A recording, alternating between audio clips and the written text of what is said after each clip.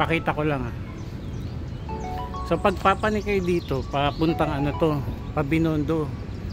So, ngayon nga ay sinarado na.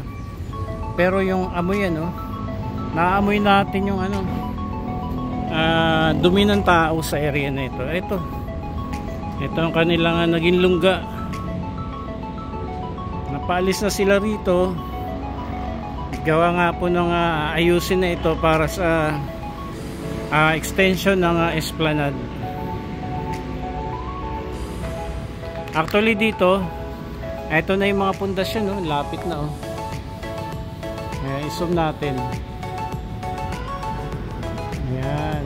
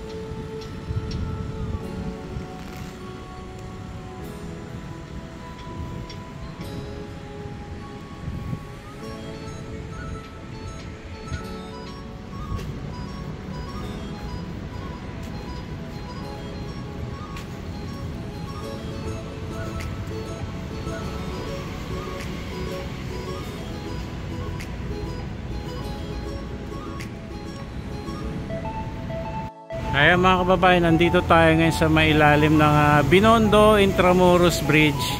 Tapos dito lamang din na nagtatambayan yung mga yung mga street dwellers dito sa area na ito. Kaya kita nyo naman mga kababayan, kabago-bago ng tulay na ito. Ang dami pong graffiti, ang dami pong mga vandalism. Ito sa area na ito, dito sila nanirahan. Ayan, tingnan natin. Ayan, wala na sila rito. Tinanggal na sila. So ito yung kanilang ginawang tahanan Ayan. Pero sabi sa akin ng ng guard, umalis nga sila rito. Pero doon naman daw sila sa kabila. Andun lamang sila, lumipat lamang sila sa kabilang tulay. Sa kabilang side nitong tulay. Ayan.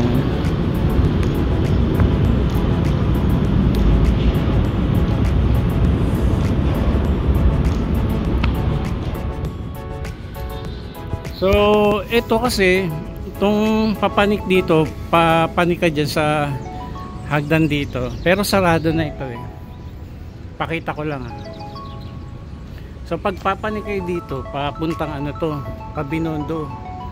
So, ngayon nga ay sinarado na. Pero yung amoy naamoy natin yung dumi ng tao sa area na ito. Ito ang kanilang naging lungga. Napaalis na sila rito. Gawa nga po ng ayusin na ito para sa extension ng Esplanade. Actually dito, ito na yung mga pundasyon, lapit na Ayan, i-zoom natin. Ayan. So, yan na yung binabaon nila dyan na mga konkreto, na mga poste. And sa ngayon, nandyan natatali pa sila ng mga poste, para i-transfer. Na-transfer nila rito at siyang ibabaon nila dyan.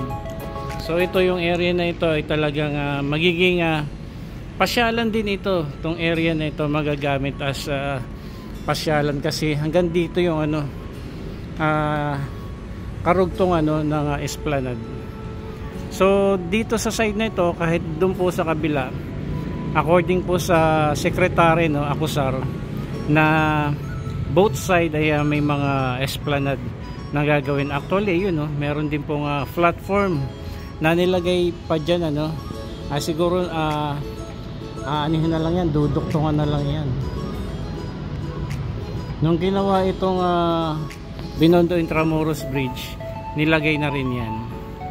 So mamaya punta tayo doon sa may sa may bandang likuran ng post office. Tingnan natin yung current situation nitong ginawang Esplanade project dito sa Pasig River along Manila, Intramuros and Binondo. Ang ganda rito kasi yung mga historical building din inaayos din, katulad nitong I think bangko ito, no? Yung mga historical building yan sana ito rin ayusin, no?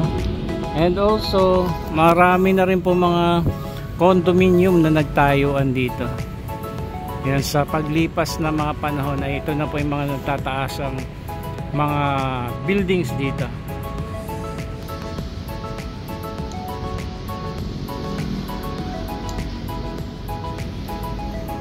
Yan, punta tayo doon sa kabila. Yan, nandito tayo dadaan.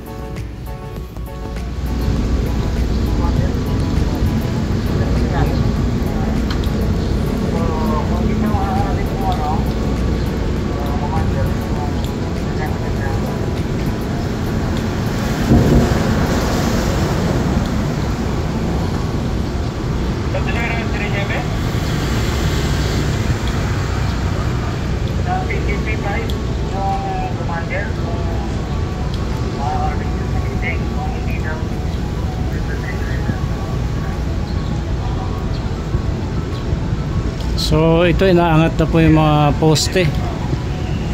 Ayan, tingnan lamang natin itong ginagawa nila rito para sa Esplanade project.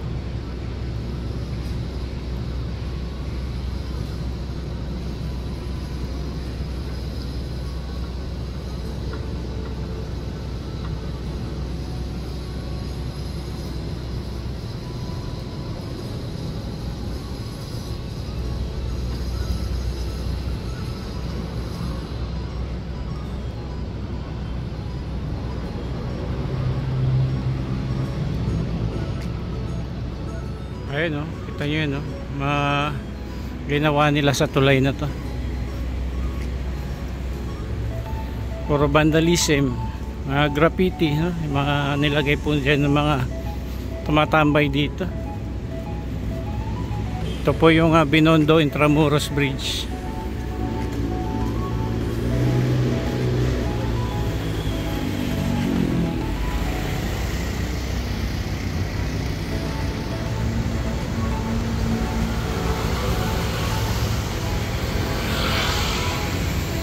Haba nitong poste na to.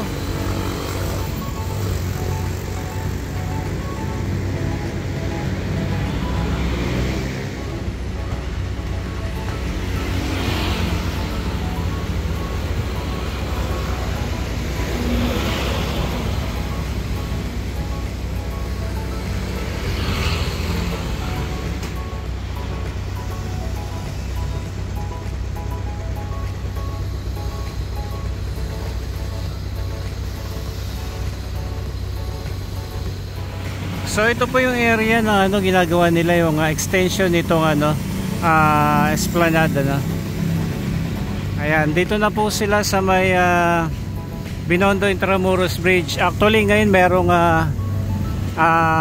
ibabaon na poste ito,